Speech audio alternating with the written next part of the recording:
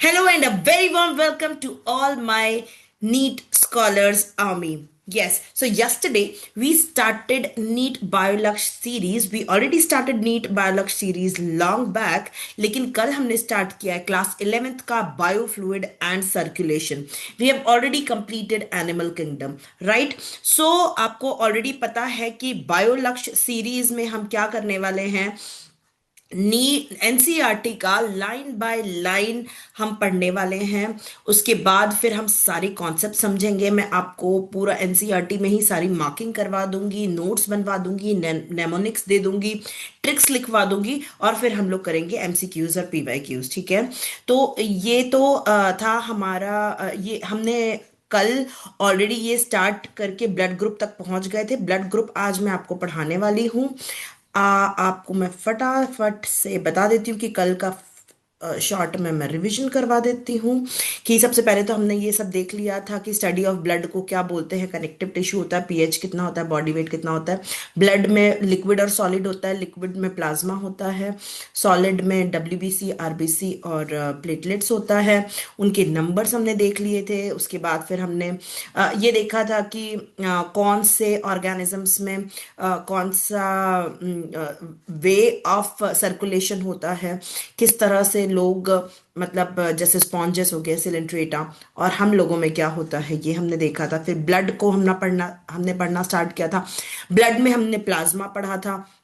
Blood में हमने ये देखा था कि रेड बोन मैरो होता है और स्टेम सेल्स होता है, जिस स्टेम सेल्स में हीमोपोइसिस होता है और लॉन्ग बोन के एपिफाइसिस रीजन में होता है. फिर प्लाज्मा में हम लोगों ने देखा था कि वाटर होता है, प्रोटीन होता है, क्लॉटिंग फैक्टर और मिनरल ग्लूकोज और लिपिड्स होते हैं. और वाटर तो हमने 1992% देखा था. फिर प्रोटीन में हमने तीन तरीके के प्रोटीन देखे थे: फाइब्रोनोजिन, ग्लोबुलिन, एल्ब्यूमिन. ठीक है? और फिर उसका काम क्या क्या होता है ये देखा था. फिर हमने ये देखा था कि अगर प्लाज्मा में से क्लॉटिंग फैक्टर हटा दिया जाए तो क्या बन जाता है? सिरम बन जाता है. फिर इस तरह से ये लिखा हुआ है हमारा. ठीक है? उसके बाद फिर फॉर्म्ड एलिमेंट्स आ गए. जो सॉलिड पार्ट था, सॉलिड पार्ट में एरिथ्रोसाइट्स, ल्यूकोसाइट्स और प्लेटलेट्स के बारे में हमने डिटेल में पढ़ा. हमने साइड में इस तरह से नोट्स भी बना लिए. और फिर नोट्स, और ये हम लोग जो भी अंडरलाइन करेंगे वो पूरी पूरी लाइन अंडरलाइन नहीं करेंगे, नहीं तो वो रिवाइज करते टाइम कोई फर्क मतलब नहीं बचता है. इसलिए मैंने आपको ये बताया था कि हमेशा जब भी करो तो सिर्फ जो इंपॉर्टेंट वर्ड्स हैं उनको एक कलर से करो और जो एक्सट्रीमली इंपॉर्टेंट है उसको कोई दूसरे कलर से करो. किसी एक टाइप की चीजें हैं, जैसे मैंने एनिमल किंगडम में आपको आपको बताया था, सारे ऑर्गेनिजम्स को मैंने पिंक से कर दिया. सो कलर कोडिंग करके आप अपने हाइलाइटर्स यूज करके प्रॉपरली इसको वो किया करिए. ठीक है? यही तरीका होता है कि हम लास्ट मोमेंट पे हमको जब रिवाइज करना हो तो हमको बिल्कुल भी दिक्कत ना हो. ठीक है? फिर हमने डब्ल्यूबीसी और आरबीसी को डिटेल में देखा था. फिर हमने ये भी देखा था कि ये नीलिमा भाभी वाला हमने ट्रिक लगाया था. और फिर हमने इनके कौन सा टू सिंगल लोब होता है, कौन सा बाई लोब, 3 4, ये सब देखा था. और ये सारी फिर प्लेटलेट्स पे आ गए थे. और प्लेटलेट्स पे मेगा कैरियोसाइट्स से होता है, ये बहुत इंपॉर्टेंट है. उसके बाद ये किस तरह से होता है, ये जो क्लॉटिंग होती है वो हम अगले सेशन में पढ़ेंगे. अभी हम पढ़ेंगे ब्लड ग्रुप. ठीक है? अब ब्लड ग्रुप पढ़ने के पहले मैं आपको दो चीज बता दूं. सबसे पहले मैं आपको ये बताती हूँ कि जैसे समझ लो कि आप मुझे यहाँ पे एक चोट लगी. ठीक है? मुझे कुछ एकदम से डंक मार दिया है ना, फॉर एग्जाम्पल कि मुझे चींटी ने काट लिया या फिर मच्छर ने काट लिया, तो क्या होगा? अचानक से थोड़ी देर बाद वो फूल जाएगा, रेड हो जाएगा, या फिर वहां पे खुजली होने लगेगी मुझे, राइट? तो ये सब क्या होता है? जो रेड हो रहा है, फूल गया है, खुजली हो रही है, ये सब होता है इम्यून रिस्पॉन्स. मतलब कि कोई भी बाहर हमारी बॉडी से अलग कोई भी चीज अगर हमारी बॉडी में आएगी तो हमारी बॉडी उसके खिलाफ लड़ने लगेगी ताकि वो हमारी बॉडी को डैमेज ना कर पाए. तो ये सिस्टम कौन सा कहलाता है? इम्यून सिस्टम कहलाता है. तो इम्यूनिटी में अलग अलग तरीके के रिएक्शंस होते हैं, वो हम लोग अलग चैप्टर में पढ़ने वाले हैं. अभी हम जो पढ़ने वाले हैं वो है कि ये जो डंक मारा, वो डंक से हुआ क्या, उससे हमारा इम्यून सिस्टम रेडी मतलब चालू हो गया, और हमें बचाने के लिए कि उसके डंक से हमारी बॉडी मर नहीं जाए, मतलब कुछ ना कुछ ऐसा ना हो जाए कि हमारी बॉडी जिंदा ही ना बचे, तो हमारा इम्यून सिस्टम ने उसको, इसी तरह से वैक्सीन भी होती है। वैक्सीन में डेड फॉर्म में, इनएक्टिव फॉर्म में हमें वही बैक्टीरिया या वही ऑर्गेनिज्म अंदर डाल देते हैं जिससे हम बीमार पड़ने वाले हों, और फिर उसके खिलाफ हमारी बन जाती एंटीबॉडीज, राइट। ये हमने पहले देखा है।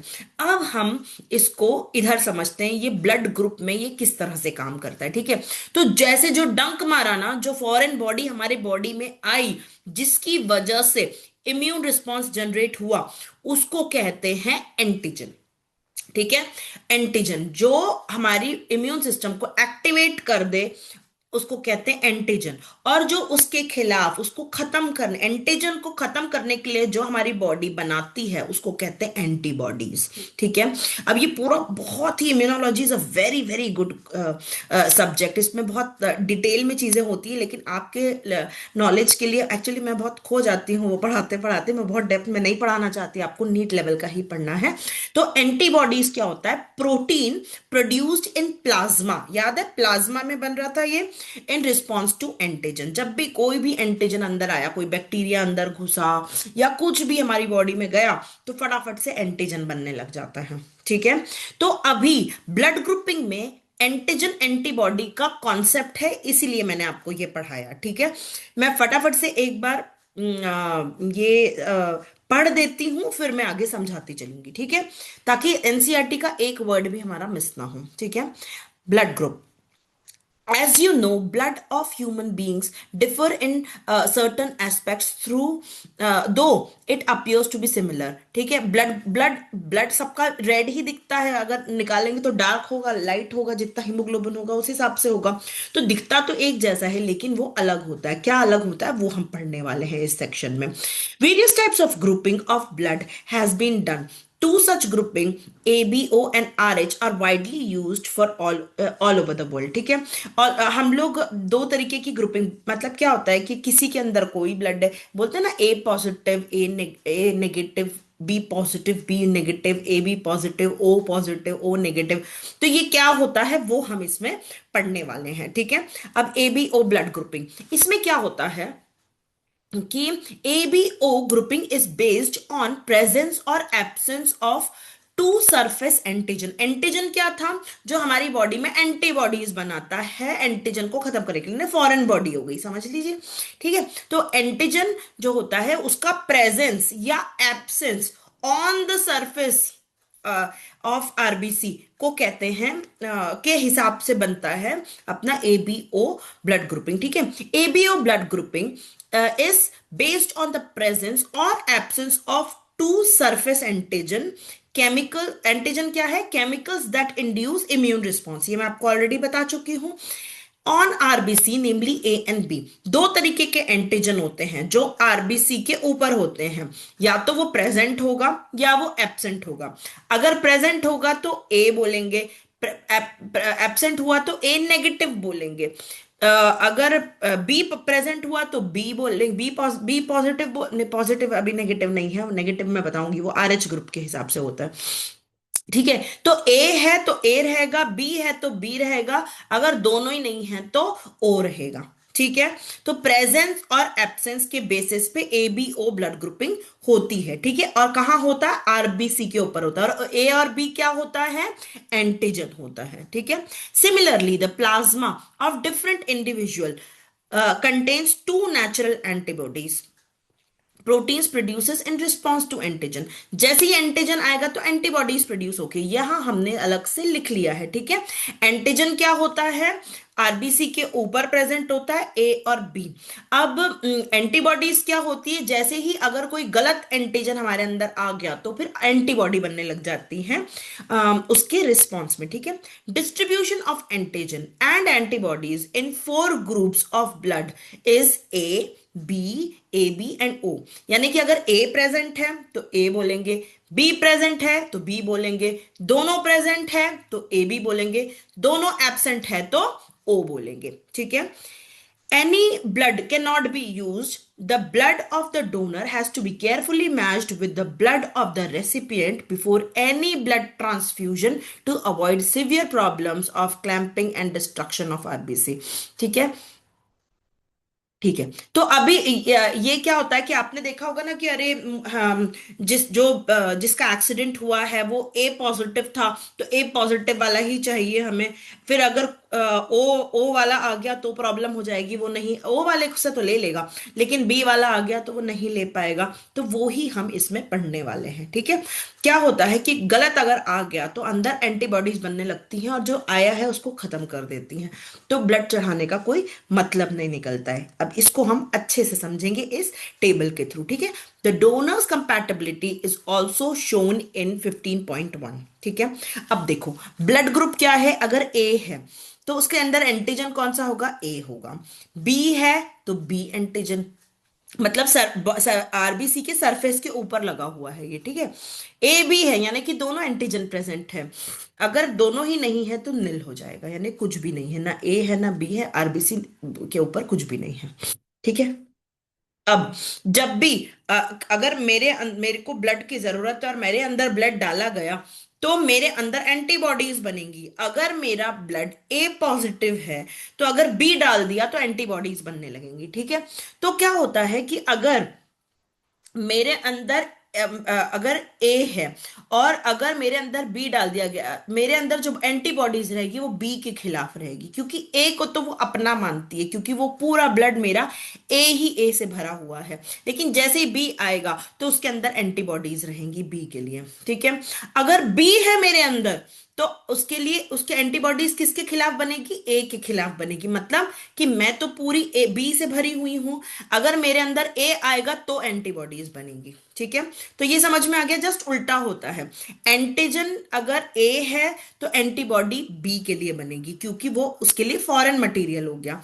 अगर एंटीजन बी है तो उसके अंदर एंटीबॉडी ए के लिए बनेगी, क्योंकि ए उसके लिए फॉरेन मटेरियल है, ठीक है। अगर मेरे आरबीसी के ऊपर ए और बी दोनों हैं तो मेरे खिलाफ कोई एंटीबॉडी बनेगी ही नहीं, ठीक है। अगर मेरे अंदर दोनों ही एब्सेंट है, ना एंटीजन ए है ना बी है, तो फिर मेरे अंदर दोनों के लिए एंटीबॉडीज होगी, ए के लिए भी और बी के लिए भी, ठीक है।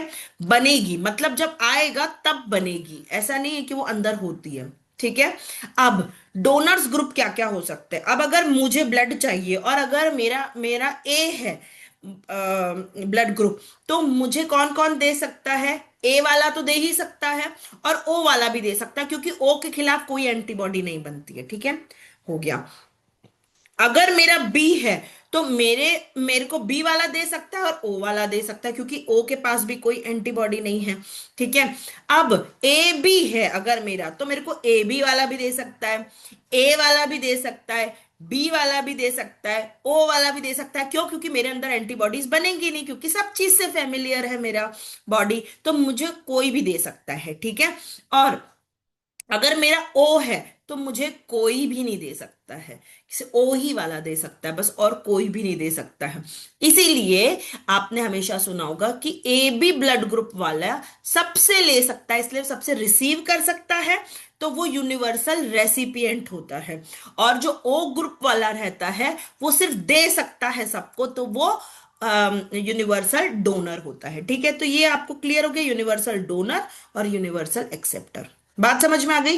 इस पूरे टेबल को अच्छे से एब्जॉर्ब कर लेना, अगर आपको नहीं समझ में आया है फिर से एक बार सुनो, जल्दी से समझ में आ जाएगा, ठीक है। मुझे लगता है इतना तो आपको एकदम क्लियर हो जाना चाहिए। अब अपन आर एच ग्रुप की बात करते हैं, ठीक है। जो A B positive positive negative जो ब्लड होता है ना, वो आर एच ग्रुप की वजह से होता है। अब इसको समझते हैं, ठीक है। R H grouping, another antigen, the are H antigen, एक और एंटीजन होता है, ठीक है। अगर एंटीजन प्रेजेंट है तो प्लस है और एब्सेंट है तो माइनस है, ठीक है। तो now another antigen, the RH antigen, similar to one present in rhesus monkey, नाम कहां से आया, RH rhesus monkey में, ठीक है, hence RH नाम है उसका, is also observed on the surface of RBC of majority, mostly 80% लोगों के अंदर आरएच होता है, इसीलिए बहुत सारे लोग पॉजिटिव होते हैं, ठीक है। नेगेटिव बहुत कम लोग होते हैं, आपने देखा होगा। तो A positive, B positive, O positive, इस तरह से। ओ यानी कि उसमें ए और बी तो नहीं है, लेकिन पॉजिटिव है, यानी कि आरएच फैक्टर तो है उसके ऊपर। तो मतलब 80% लोग पॉजिटिव होते हैं, लेकिन किसी किसी में आरएच नहीं होता तो उनको नेगेटिव बोल देते हैं, ठीक है। Such individuals are called Rh positive individuals, and those in whom the antigen is absent are called Rh negative, ठीक है।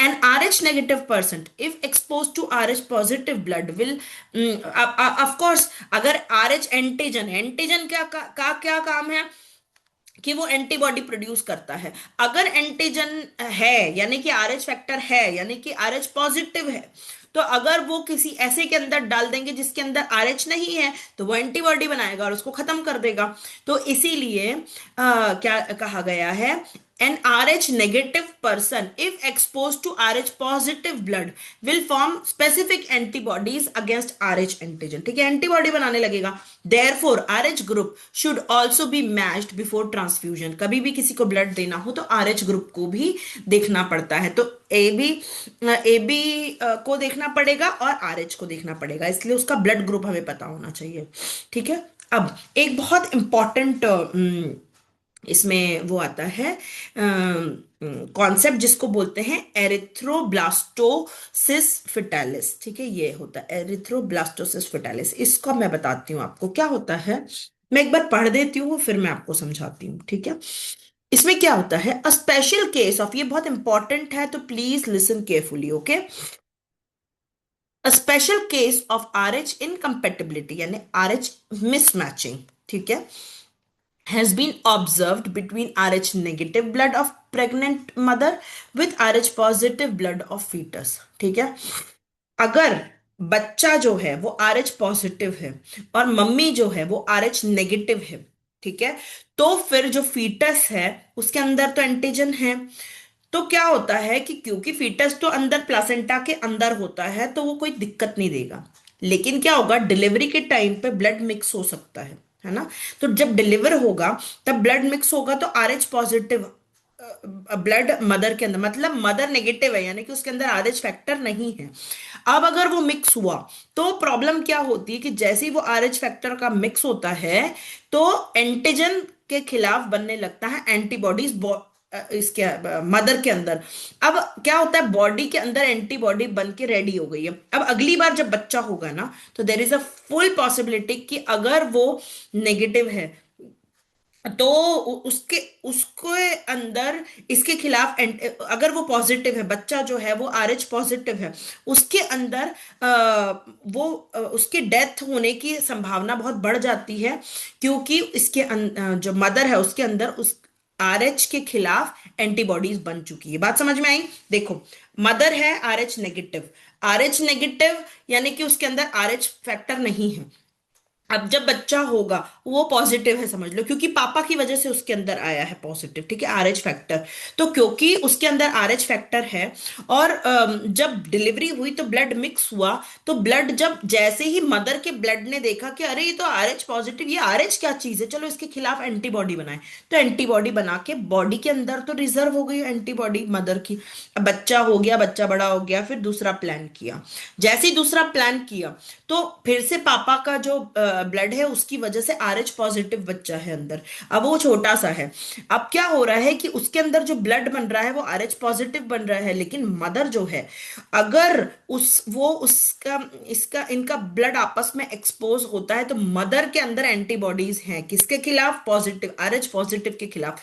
तो उसको वो खत्म कर देगी, जो बॉडी है, जो एंटीबॉडी है वो उस फीटस के ब्लड को खत्म कर देगी, तो फीटस खत्म हो जाएगा। इसलिए सेकंड बच्चे के टाइम पे प्रॉब्लम होती है और बच्चे की डेथ हो सकती है, ठीक है। अब इसको फटाफट से पढ़ लेते हैं, ठीक है, और इसको बोलते हैं एरिथ्रोब्लास्टोसिस फिटालिस, ठीक है। A special case of Rh incompatibility यानी Rh mismatching has been observed between Rh negative blood of pregnant women with Rh positive blood of fetus, ठीक है, R H positive of fetus, और माँ कौन है, negative, हमेशा याद रखना।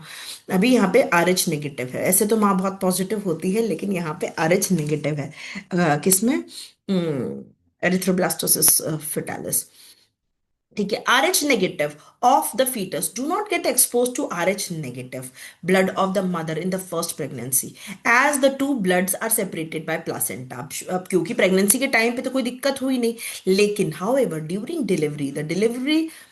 the delivery of the first child there is a possibility of exposure of maternal blood to some amount of RH positive blood from fetus। ठीक है, अब फीटस का जो आर एच पॉजिटिव ब्लड है, अगर उसको एक्सपोज हो गया, in such cases mother starts preparing antibodies, antibodies बनने लगती हैं arrange against R H antigen in her blood. In case of her subsequent pregnancies, the RH antibodies from the mother can leak into the blood of the fetus and can destroy the fetal RBC। ठीक है, fetal का RBC को destroy कर सकता है। This could be fatal, यानी कि मार सकता है टू द फीटस, फीटस को मार सकता है। फीटल फेटल, फीटस थोड़ा टंग ट्विस्टर हो जाता है, राइट। चलो, और कुड कॉज सिवियर एनीमिया और जॉन्डिस टू द बेबी, या तो उसकी बहुत ही बुरी हालत हो जाएगी बच्चे की। This condition is called erythroblastosis fetalis. This can be avoided by administering anti R H antibodies, anti R H antibodies. ठीक है, आर एच एंटीबॉडीज जो होती हैं उनको खत्म करने के लिए इंजेक्शन लगता है मदर को, to the mother immediately after the delivery of the first child. जैसे ही फर्स्ट चाइल्ड होता है उसके बाद उसको एंटी आर एच एंटीबॉडीज लग जाती है, ये भी इंपॉर्टेंट है। ठीक है, तो क्या होगा, तो जो एंटीबॉडीज उसकी बॉडी में बनी है जब वो खत्म हो जाएंगी तो अगली प्रेगनेंसी में उसको दिक्कत नहीं होगी। ठीक है, आई थिंक ये तो पूरा अच्छे से क्लियर हो चुका है। अब अपने को अपना ब्लड ग्रुपिंग बहुत बढ़िया समझ में आ गया है मुझे लगता है। एक बार फटाफट से अपनी एनसीईआरटी में सब मार्किंग कर लेना, नोट्स बना लेना, फिर अपन कोएगुलेशन ऑफ ब्लड पढ़ेंगे नेक्स्ट सेशन में। Thank you so much.